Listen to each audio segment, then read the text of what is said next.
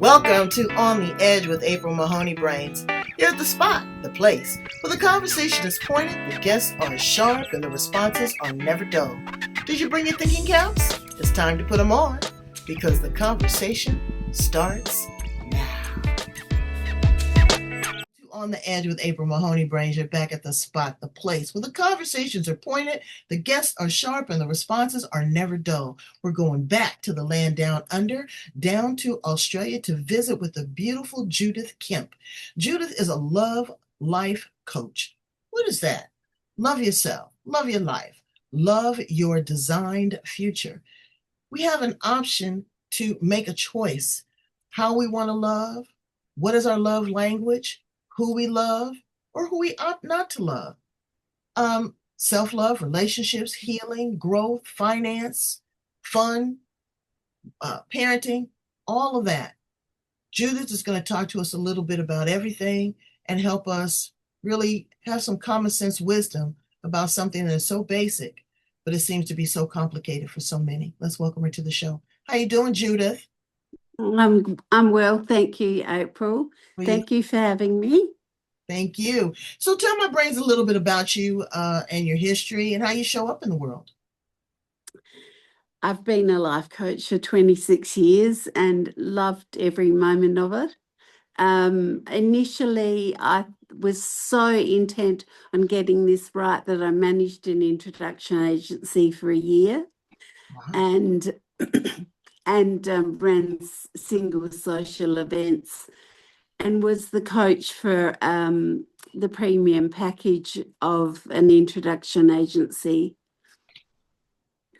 It's been such a painful journey for me, trying to get it right, and one that's lasted my lifetime. And I keep getting and have kept getting bigger lessons. And so I've continued to study for all of that time. A lot of work around the mind-body connection. A lot of work around facing our fears, about healing trauma, about acting consciously within our value system, understanding our values and what that means. Well, it's difficult now. You know, dating is an art form. Relationships are by design, and they're so different now. They are so different. I have some friends that are in a, what do they call it? A throuple. It's three of them. Oh I know. I know. And they seem to be fine. You've got gay, homosexual relationships. You've got people that are just, you know, in it, as you say, for the hookup. But then to develop a long-lasting, nurturing relationship, there is some give and take. A lot of people just want it their way or the highway. You've got these dating apps now. It's a lot different than probably when you started dating and I started dating. You know, there was a courtship, there was a flirting, there was an understanding, meeting of the parents, all of that. Now it's just about take a sex text picture and you're in love, or you're on one of these dating sites. It's different. So how do you help people navigate through all of these different storms? I work a lot around compatibility, not chemistry, which can be a really dangerous place. Falling into bed with somebody and having that huge dopamine hit very early on is a little dangerous, and it's not the work I do. I work around conscious coupling and conscious uncoupling too. It is a art form to consciously uncouple. The divorce rate is through the roof, but you have other contributing factors: the property, your mental health, your children. And a lot of times it's a control thing. You may not want to necessarily be with that person, but you don't want them to be happy. You don't want them to be with anybody else. You want to control the finances. You want to dictate who they are with sexually, who they have your children around. It's really difficult. And so I see and I feel that there's a lot of coaches coming up with relationships advice and suggestions that's very helpful to help people figure out what they want, maybe before they get in a relationship, maybe if they're considering leaving a relationship, and looking within to see what it is that their love language is. Wouldn't you agree? Absolutely, I would agree. I mean, I think people need support through all of those stages. I've worked with people uncoupling, and as you say, there's a lot of power and control, and sometimes it's not exactly coercive. It's downright narcissistic.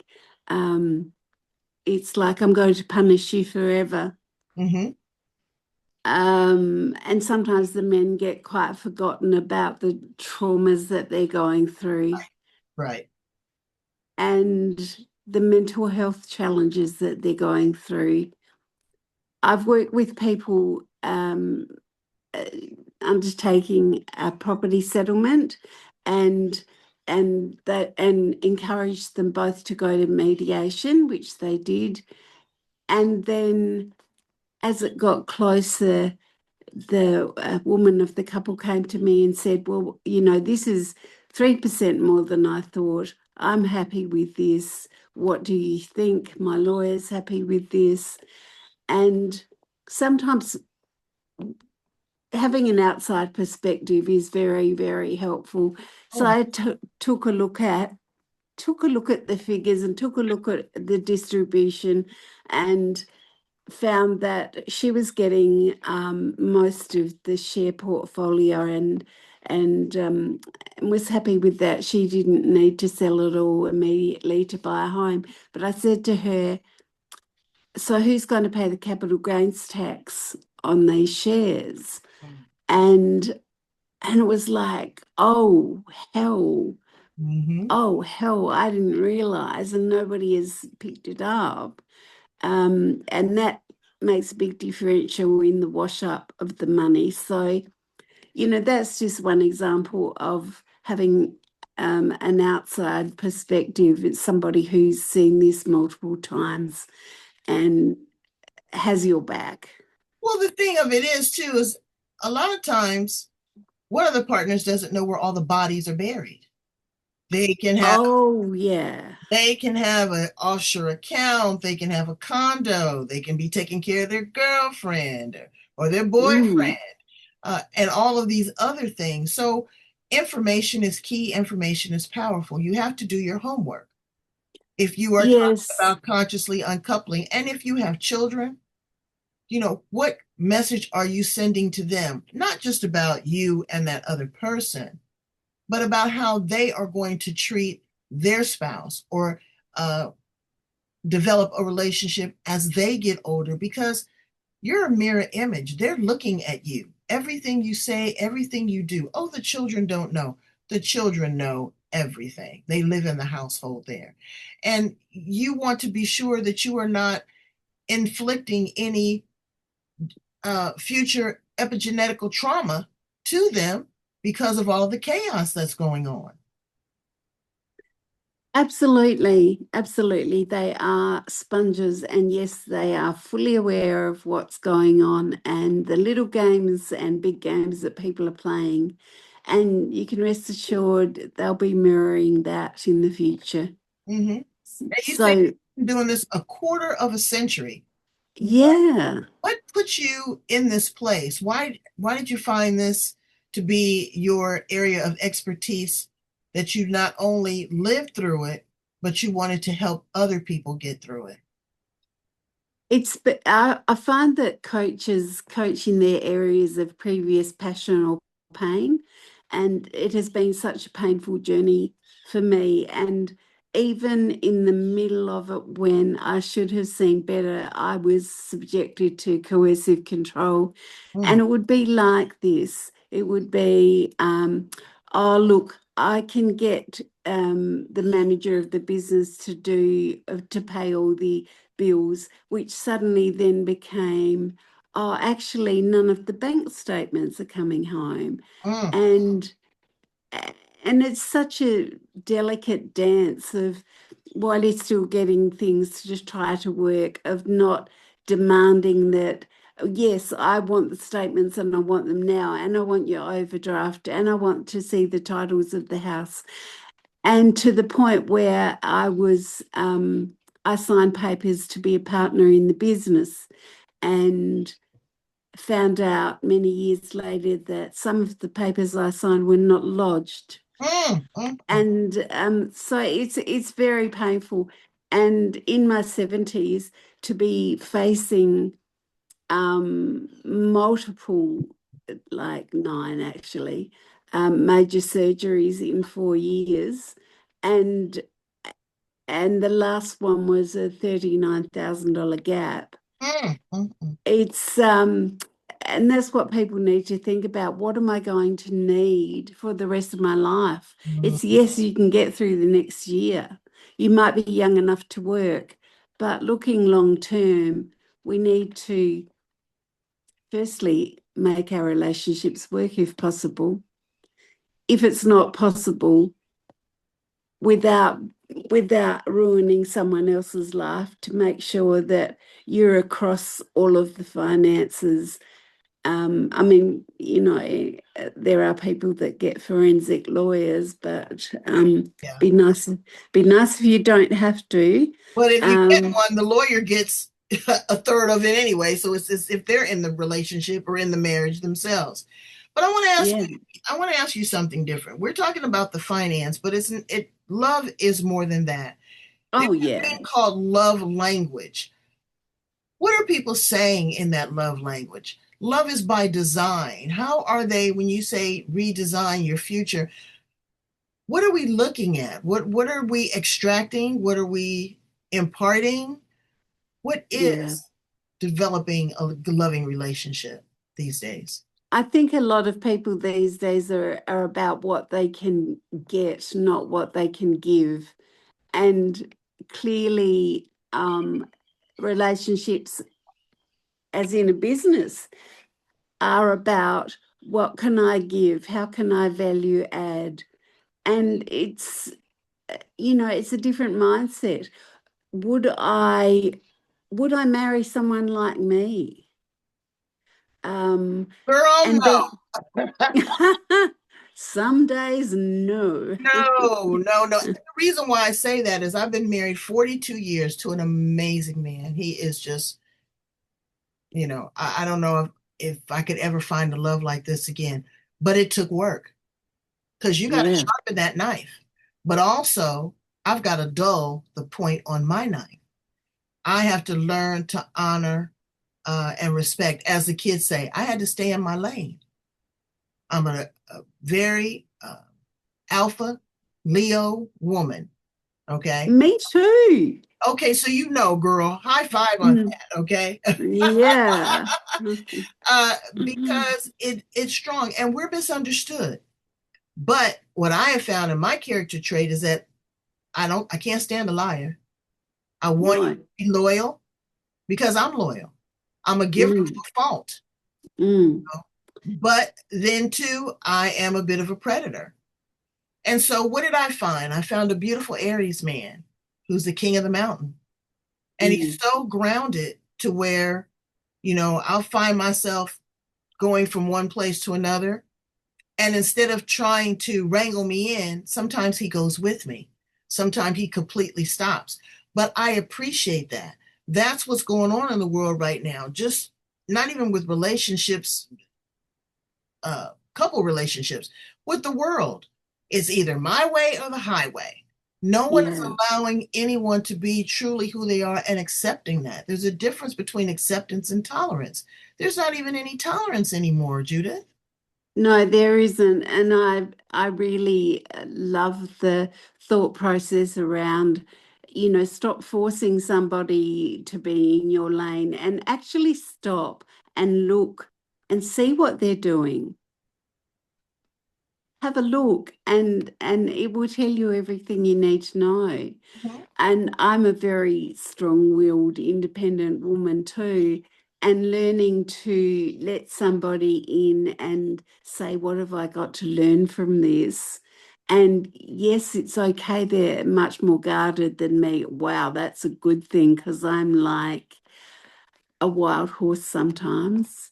So it's a good thing. And obviously, we do each have our different love languages. So learning to understand somebody's love language, acts of service may not be the gushy romance that you want, but it's the way that person shows their love. So being humble and learning to understand and understanding that it's always work in progress. Absolutely. And what are you willing to concede? I see more mature women.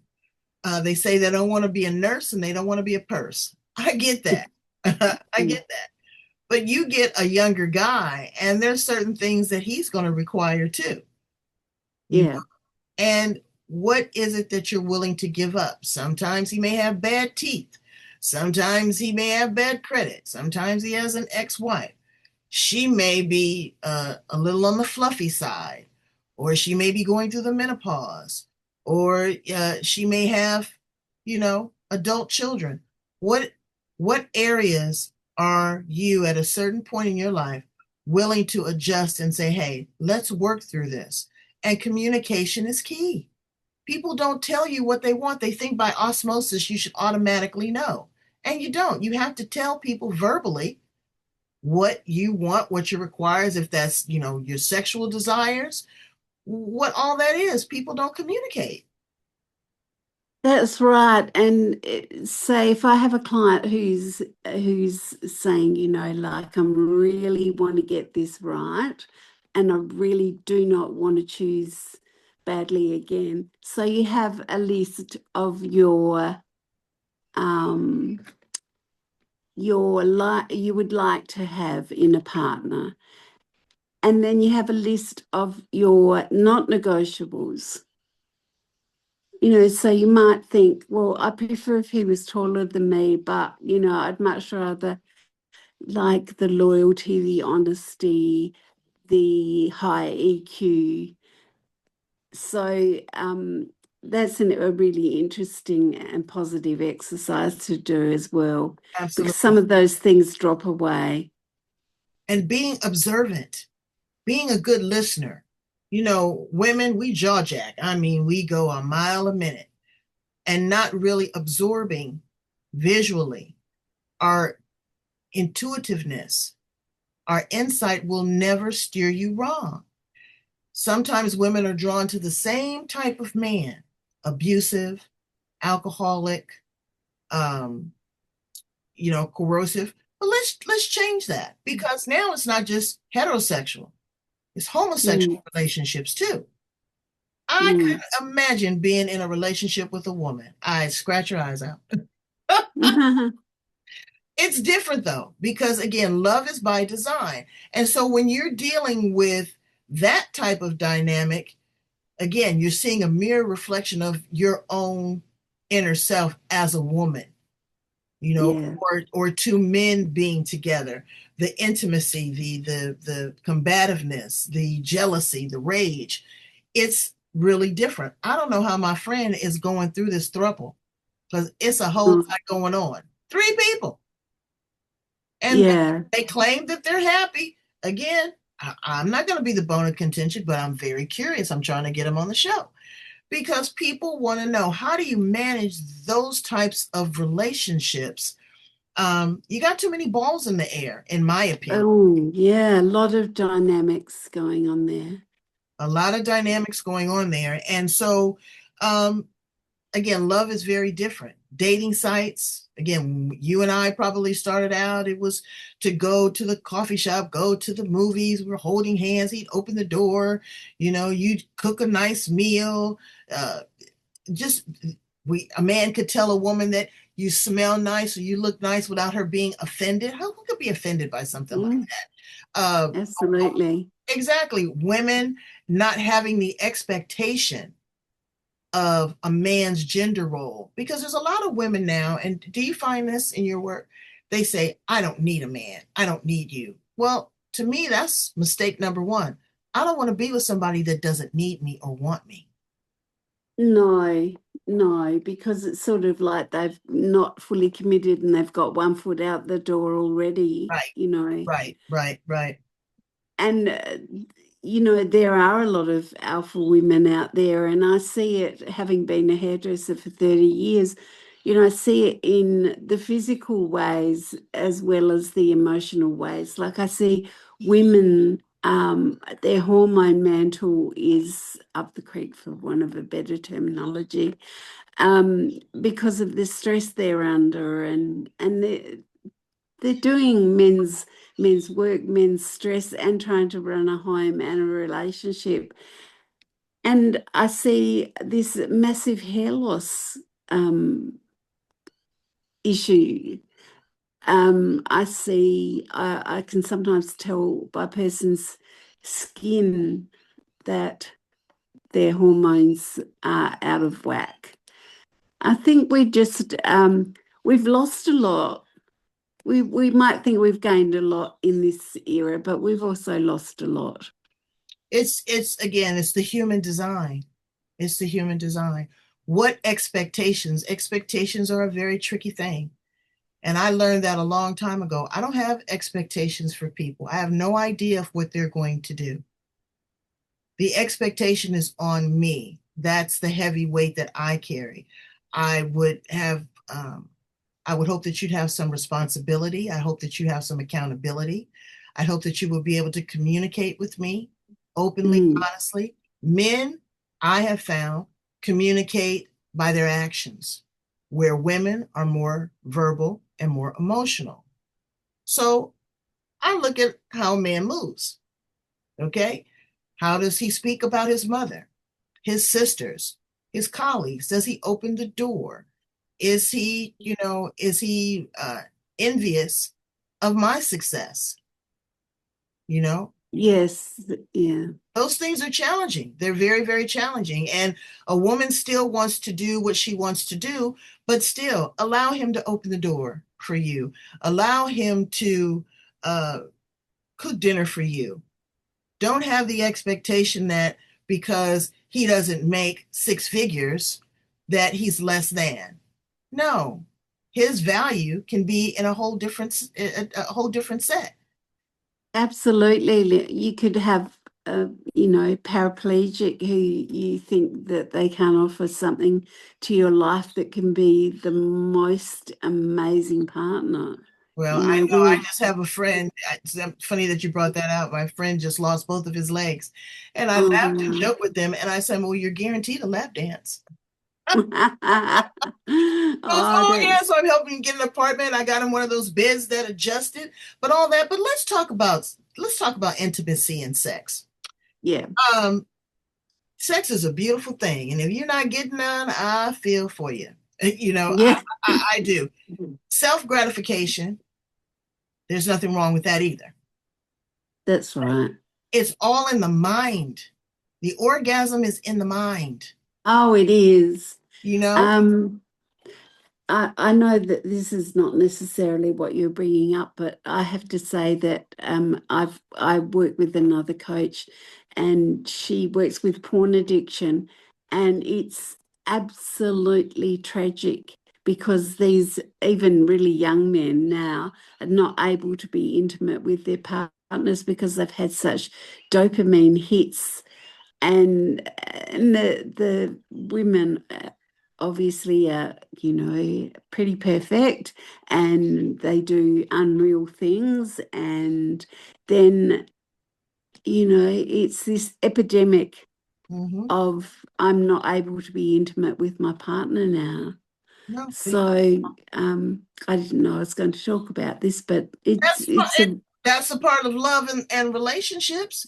Sometimes yeah. people think that that's what it's all about. I have some friends, and I couldn't believe it. That when I was counting and I was talking about them, five of my really closest friends are not being intimate with their partner. And I'm saying, okay, what's happening with creativity? Maybe he can't keep up his stamina, but there's other things that you can do.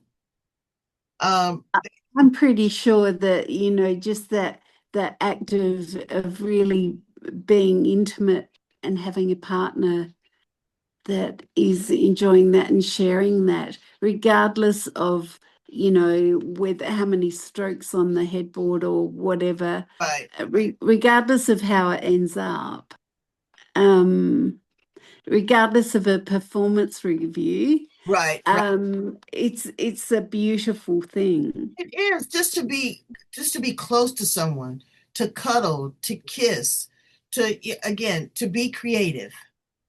There are Yeah. so many different ways of doing that and not shaming the other person.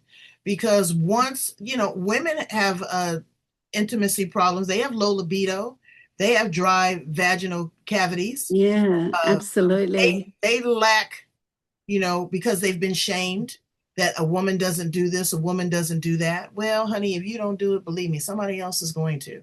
And then, like you Yeah. said, all of this fake, crazy stuff that they're doing online with these OnlyFans and pornography. Mm, I had mm, another guest on my show that wrote a book on how to get men off of pornography.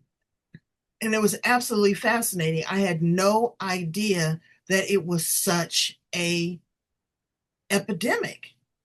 yeah. It's crazy. I thought it was just like entertainment. It is an Yeah. obsession.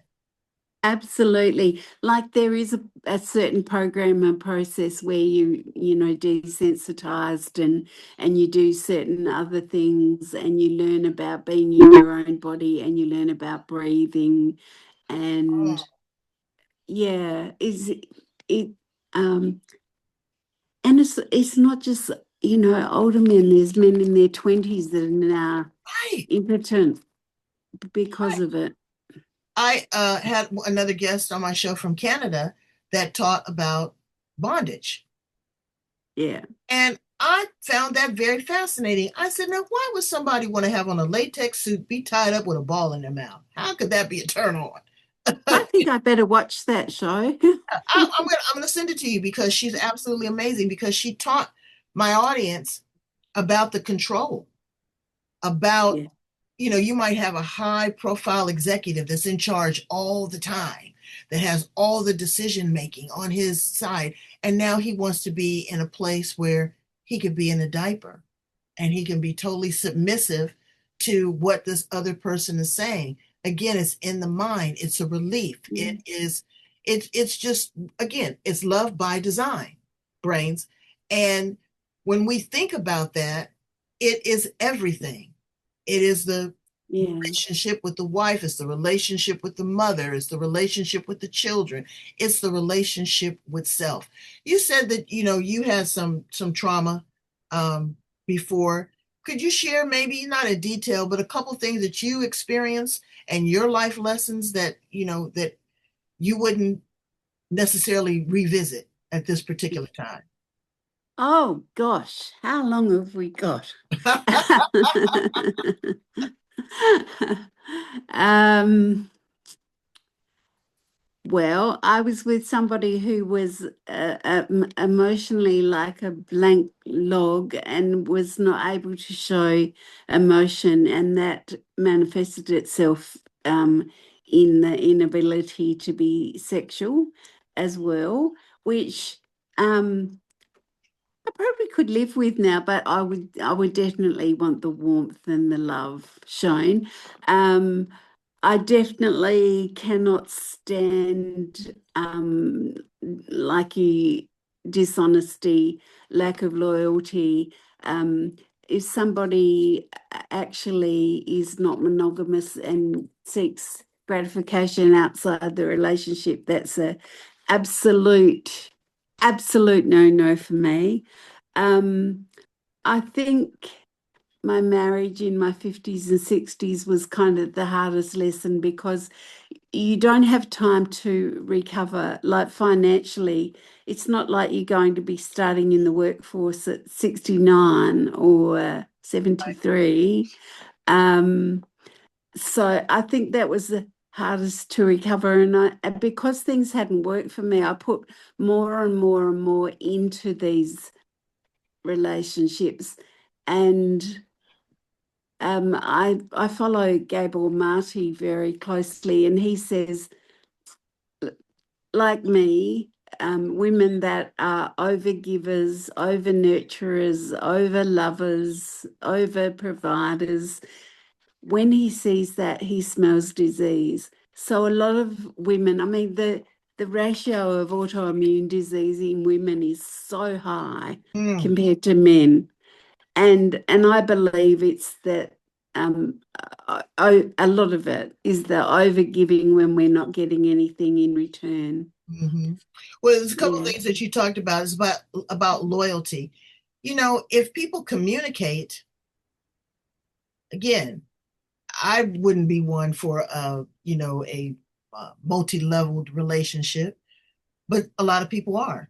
I had Mm, a dear woman that came to me when I worked in the cosmetics department that she was experiencing, cancer. She was going through cancer treatment. She sat in my chair and she said, "Can you make me beautiful? My husband no oh, longer, my husband no longer desires me." And I said, "Well, you're already beautiful." She goes, "No, he's stepping out on me. What do I do?" Well, like the hairdresser. I'm the makeup mm, artist. I mean, they're going to pour their soul into you. And I said, yeah. "Well, have that big girl conversation." She says, "When I take off my clothes, I'm not attractive. I have scars where my breasts have been removed, where there's been ports that put in for medication. I've lost my hair. I'm losing my teeth." She says, "I've got body dysmorphia." She says, "I'm not pretty, but he's still there with me." And I said, "That counts for a lot. That Mm, counts for a lot. So maybe you want to have that conversation to see where he needs and where he needs to fill in the gap. What is it that makes him whole? Is it a sexual desire? Is it to be with a certain woman? This, that, and the other. Long story short, she came back to me about 3 or 4 months later. She says, "We've had that conversation." She says, "And things are better now." And she died about 7 oh, months after that. But she allowed him to free himself, that he didn't have to sneak around. He didn't have to lie. He didn't have to cheat. They were mature and enough to yeah. do that. And I thought that was so beautiful. But And for him not to be suppressing that. So I've just recently had brain surgery and I've got some serious scars on my head. And um the coach, me, was getting coached by a few people in hospital, and they said, expect a bit of fallout from your partner. mm, Um, where I'd sort of had this, I was really, really worked up about it, and I thought, no, he has to love me regardless. And they advised, let him say, "God, I find it hard because I liked your hair long." Let him say that, and then it's out. right. And let him look shocked the first time he comes in, and you're bald with scars and bandages. And it was the best thing. And what's the Yeah. best thing? That, brains, is love. That is love. That you see beyond the superficial, that you see her heart, that you understand her intention, that this is someone that you're going to be with, as the kids say, ride or die. Okay? The shortage, though. We play small and we short ourselves. Because again, you sat there, like my client sat there, and thought, "Oh, this is going to be the worst." Well, of course, you got to go through that's the grieving. You got to go through that process. But this is going to be absolute worst. No one's going to love me. They're not going to find me attractive. They're not going to do this. All of the what ifs, that conversation that's repeatedly running around in your head, that is a conversation that's made up because it's never even happened. So when you are mature enough to step into that space and accept whatever that person says, I mean, he could have said, "Judith, this is not working for me, girlfriend.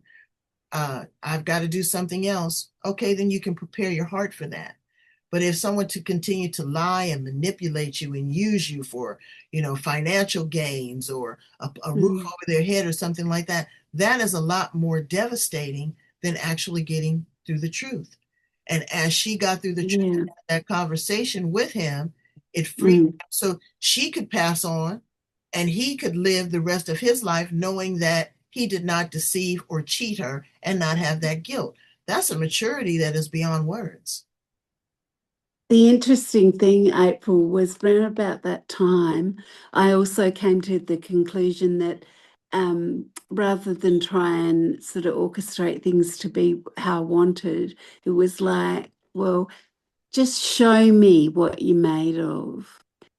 Just show me what you're made of. Because if it's not strong enough, I don't want that. And Ooh, so tell him, Leo. the yeah, so the minute that I was prepared to let it go because I deserve better, but to also be a big enough person to understand the emotions around that Right. and be supportive and put my ego in my back pocket Mm-hmm. was the moment that it all worked. Yeah. And Yeah. it makes you a much better human being for that. And to allow that person that space to say, okay, I'm in it or I'm not in it. But to try to continue to stranglehold them, a sense of obligation and expectation, it's not healthy for anybody. Nobody's really happy in the end. No, no. So Well, I find that the most wisdom that I receive is when I am interacting with somebody else, because it shows that like it's like holding up the mirror. It's understanding what your triggers are. It's seeing the good in somebody rather than the lack. So I find it is such, no wonder we want to do it and do it well. mhm. There's so much learning in that space. Well, for you to have had major brain surgery, you are sharp as a whip. You just seem just in a different space, in a different energy. Um, Oh, I thank can you. I can feel that, there was a deep learning because if someone came to me, a doctor came to me and said this is something that I would do or I needed to do, you destroy yourself before you even go through the process. Again, with that what if conversation instead of the I am conversation. And that's with a relationship. What if he does this? What if she does that? Instead of, I am in this relationship. I am confident. I am strong. I have self love. I love me. I told you I've been married 42 years, but I have always told my husband, but I leave about that much more for me because in the event that I've got to go to the reservoir, I don't want it to be dry. I still want to have some water in the well. Absolutely. And to love Yeah. someone enough to set them free is a maturity within itself. Okay, this doesn't work. We don't need to argue. We don't need to fight. We need to break up things amicably. If I truly love you, I want you to be happy. That happiness is not dictated by me. You can create happiness outside of this. And if I really care and love for you, I want you to have that. I want you to have that in abundance. I want you to Mm. open up the door to allow somebody to come in that's going to value and respect what I have and what I have to offer. Would you agree? Absolutely. And it makes me think of all the widows and widowers and I mean, they got set free in a way that they did not choose and they did not want and they did not like and went through enormous pain. But what an absolute gift if their first or whatever marriage was so good that they're willing to risk it and they're willing to invest in somebody again and their own happiness. I It's mean, it's huge. It's yeah, that absolutely. says, and I'm sort of, I know that your husband's still there and I hope you're together for many more years, but what a what a beautiful thing. I know that you're saying it in terms of separating, but it can also be in terms of one partner not there anymore Absolutely. and yeah, and honoring being able How long do you to, grieve? When somebody, I had a situation, another conversation with a girlfriend of mine. She goes, "Oh, well, his wife died, and now he's trying to push up on me." ah, And so let's, I'm saying, okay, I don't do that. I don't do that. Look, the wife is gone on to glory. Okay, yeah, she's got 6 or 7 little cherubims around her, serving her grapes and fanning her and all that kind of stuff, whatever she is. And here you yeah, are. This is familiar. A lot of times in these situations, when you've lost a spouse, you go to the familiar. Someone that you mm, kind of had an eye on, someone that kind of has been around you, someone that you've been around. I don't think that that's wrong. However, I told my husband, if one of my friends came after you, I'd haunt the bitch. I know of lots of people that have gotten together with, friends, and I guess that means that their new partner can speak kindly and lovingly about the one that they've lost as well, which it seems to work. It seems to work. Sometimes it kind of works, and then you never know. They've probably been digging on you all along. You just don't know, but you don't know until you don't know. And I don't think, you know, I don't know. Each situation is different, but I don't think that there is a certain period of time of mourning now. People are used to the transition of death. It's much more common than it used to be. It used to be where the person would fall all out and be crying and want to jump in the casket with the other person, and I can't live without John, and oh my God, John, John, John. Now it's like John was sick. I was with him to his dying day. I loved him. I nurtured him. Now I must move on because it is Beverly's time to live. John is gone. We did not come here on the ark 2 by 2. We came here singularly, and we all have our own life journey. We have our own soul contract. I had a reading one time, and I normally don't get them, but the person had told me that me and my husband have been partners in previous lifetimes.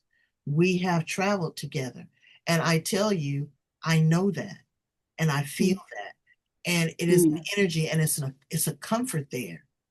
And I look at how he took care of his mother. That's how he takes care of me. There's certain patterns in individuals, and there's certain tragedies. If you see a man, you know the signs. If he's sitting there and he's had 5 drinks and you haven't even ordered dinner yet, the speech is slurred. He's not taking care of himself the way you want him to. Won't go to the doctor. Talks to you harshly, or you talk to him harshly, or you can tell. Pay attention to the signs. Again, like Judith said, what are your non-negotiables? Yeah, absolutely. So let's ask you Abs- some fun questions because All right. you're a firecracker. I wish you were here and we'd go out and have a cup of tea. Oh, at least. You could have a conversation with a 25-year-old Judith Kemp. What would you say Mm. to her? I would say to do the list and do the not negotiable list, and to look at what somebody does, not what they say, and actually to come home and write a journal about it. Would you suggest that she create a non-negotiable at 25? And the only reason why I say that maybe is because, and I don't know, everyone's different. There's a certain amount of wisdom that you gain in your 20s that you carry to your 30s that you Mm. master and you settle into your 40s. Uh, she doesn't know what she doesn't know yet, or maybe she does.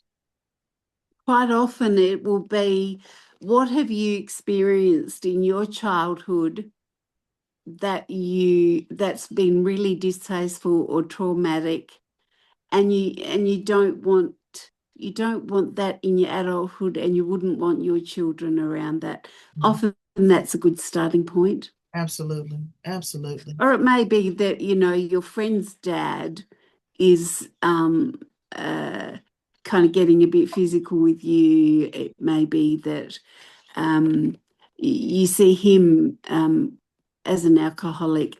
So there are some things there, but you're so right. We just gain so much more wisdom and momentum as we go along. You do. And we make mistakes. We make our own mistakes. What are the things that I would not bring to a relationship? As a woman, you're mirroring your mother.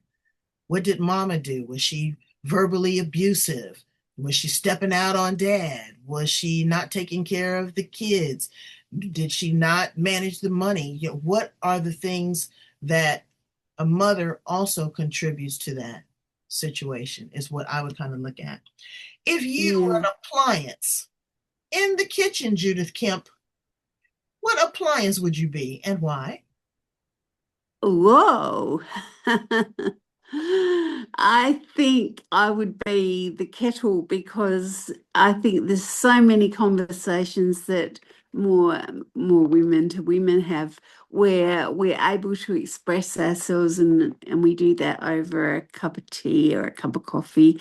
The kettle's the thing that's most used and I associate with talking and comfort. I tell people all the time I would be a garbage can. Really? Yes, have you seen the high-end garbage cans? Oh, they're quite the appliance. They Oh, compost yeah. for you, they clean themselves. But I want to be the place where you dispose of the things that no longer serve you. Wow, yes. I want to be the place Absolutely. where you can recycle. I want to be the place that you take out often and regularly. Mm. I think I'd be a high-end garbage can. Yes, ma'am. I think you'd be high end no matter which one you were. That's what he said too. If you were a car, what kind of car would you be? Um, well, at the moment, I would be a small SUV because I Perfect. wouldn't want to be like some of those big, some of those big American trucks in, Oh, like the so that, like the what is it? The Tesla truck? oh yeah, yeah. Um, Yeah, I'd want to be that. So I could go out in the countryside and enjoy all of that on the rough roads but I wouldn't want to be blocking everyone's view and be a nuisance in the car park. So it would serve lots of purposes for me. Yeah. I'd probably be Yeah. something nostalgic, like a 1974 VW van. I think you call them in Australia caravans. Uh, I, Yeah, yeah. I wanted with the hookah pipe in the back and a mattress, listening to some Jimi Hendrix or some Guns N' Roses, uh, you know, smoking a joint. Absolutely. In the back. I would love that in a 1974 VW van. So, what encouragement or what wisdom would you give to a person or, man or woman in a relationship and they're just really kind of stuck, they're at their wits end? Where do we begin? I think one-on-one coaching at that point is absolutely invaluable. And perhaps starting at the very beginning, what attracted you to this person in the first place? Because we can often lose sight of that. And as much as I would love for people for their relationship to work, sometimes it's just better if they separate and then you're free to live your best life Right. and repartner if that's what you choose. Or discover and uncover the biggest lie. Yeah. You know, again, it starts with self and accepting who you are and owning your own stuff. Everybody's got stuff. Believe and trust. Yeah.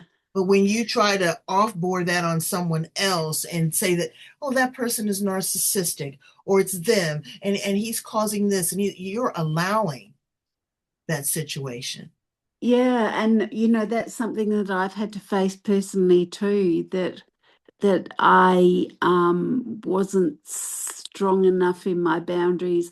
I was quite afraid of being confrontational initially. You'd never think it if you met me now, but and now I'm really good at it. It's like bring it on. I know. And me, I've had to temper that. I mean, not with. I had a boyfriend that was uh, a monster, but I recognized it early on. And I said to myself, this is not the kind of relationship that I ever want to be in. I don't like the way he speaks to me. I don't like how he hovers over me. I don't like how he threatens me because Mm, scrapper, I'm not going to just lie down and take it. I'm going to go toe to toe with you. mm, And it would not have entered favorably. And he loved to argue. I think he liked to argue for sport. mm. I'd say, the sky is blue. Well, what the hell do you mean the sky is blue? Last time I looked at it, it was purple. And you got a problem with that? It was just anything. And I was like, this is so unattractive. This is It's so, very wearing. It's it very is. It wearing. was. And then when I looked at other relationships, and I have dated outside of my race. And I thought Yeah. that was a beautiful thing because variety is the spice of life, brains. Let me tell you, okay? You don't Yeah. know what you don't know. You learn different cultures, you learn different rhythms, learn different passionate expressions. It's a beautiful thing. So don't ever pigeonhole yourself and say, "Oh, okay, this is my type. This is, Mm. this is type A. This is all I want." Go Yeah, experience they something different. they may come in a very different wrapper to what you first thought. Absolutely. I was telling my friend that lost his legs, I was telling him, I said, you look at men with a shorter stature, like a Cat Williams or a Mark Anthony or even a Tom Cruise. Mm, People don't see him on stage. I work in Hollywood, so I've seen them a lot. And they're maybe 5'4", 5'3", but it is something about that air of confidence that they have in themselves that make them look 10 feet tall. I think it's a little bit similar to when men lose their hair. Mm. It's not the hair loss that's unattractive, it's the lack of self-esteem. Lack of self-esteem. I know I had a friend that I worked with. He had that bozo on the side. And I said, Pete, look, just shave it all off. The comb Mm. over is not working anymore. I said, women will find it so sexy. One day I came into work and he had shaved it off. And I tell you, those blue eyes of his were like saucers. And I was like, who is that? He had put on a new shirt. He had bought him some cologne. I said, oh, watch out, world. Just that. So finding confidence in yourself. Women, yes, you may be a little overweight. That's all right. There's men that like them thick. They don't want them thin. Absolutely. There are women there here in the United States. It's very popular to have a completely bald head, some big earrings, some beautiful makeup on. They don't care about the hair. I am not my hair. I am the skin that lives within. Oh, yes, they do it, and they have no problem with it. Or they'll wear me. I love to wear hair options. I can be Gigi. I can be Yeah. all different colors, and it takes 2 seconds to put it on, create a fantasy. But ask a person what they Yeah. want, what is their expectations, and love yourself. I think that's the most thing. And I love you. This has been such a great conversation. It really, really has. And I appreciate you so Yeah. much. Tell my brains how to get in contact with you. I'd love for them to All have right. a one-on-one with you. Absolutely. So I'm I'm in the process of changing my name, but I've had more important things to do. So you'll find me mostly on Facebook under Judith Lawson, but I have a quite large following under my Facebook page, Love Life Coach, Okay. and hopefully that'll be displayed somewhere. It's going to be With displayed everywhere, and then we're going to play this over and over and over again. And I also want to share this with women that listen, because I have women in different countries that yeah, yeah, Africa, we're talking about China, we're talking about mm, India, where their voice is more suppressed, that they are not yes, appreciated, and that they, or they are in Africa. You can have 3 or 4 wives and it's mm, absolutely fine knowing your place. that's fine, but still know yourself, because that may not be your place one of these days. And talk to someone like Judith to offboard that, Mm. to gain some self-esteem, to gain some value. We don't want you to gain our chutzpah. You go back in there, Oh, you're going there pulling you're pulling your fangs out, but we still want you to be able to express yourself, because suppressing yourself causes disease, misery, and you don't mm. deserve that. You need to live your best life. And I appreciate Yes. it so much. As far as I know, we're only getting one like this, so really making it count. And I hope it's okay to say this, April, but you know, when I first connect with a person or they might send me a message, I offer a free phone call or messenger video or Zoom session for a half an hour, because clearly they need to find if they connect with me, and I also need to find that they're like my tribe. They've got similar thinking. It's amazing who I help, and the variety of issues that they come with. But I guess that I'm really consciously choosing people with integrity. Mhm. And that's Yeah. what I do too. Heart-centered individuals. I tell people all the time, I'm not into groupie love. I No, can't do anything with 1 million followers. I need 100,000 no. haters, impact Yeah. influencers. I don't need you to be busy. I need you to be impactful. Yeah. So that's what's important to us, because we are all very tender. We are all very fragile. We want to be seen. We need to be heard, and we want to be loved. And you can get that. Yeah, so I feel like, it's really my passion and my purpose and definitely my legacy, that those changes that I'm able to help people through will go on through future generations. They will. They will, Mm, because you care. So, mm. Brace, I need you to care right here. I need you to love, like, share, and subscribe to Judith as well as mine. Be sure that you like the videos, because that speaks volumes. That raises the algorithm. We're able to share it with more people. Um, Contact Judith. If you can't get in contact with Judith, get in contact with me. I'll get in contact with Judith for you. We're going to put all of her contact information in the back. We're going to replay this over and over and over again, share it with a friend, rewind, listen to it. There are such jewels. We have dropped some serious knowledge on you, okay? Old school knowledge. We're not these young whippersnappers. We have been able to sustain and withstand a lot of stuff that's going on in the world right now. And the game has not changed, baby. It's just the players. How about that? I love you, Judith. Lovely. Thank you so much, April. We'll talk It's been again a soon. pleasure. Yep, I'm going to keep Okay. checking on you. Thank you. All right. Bye, brains. Bye.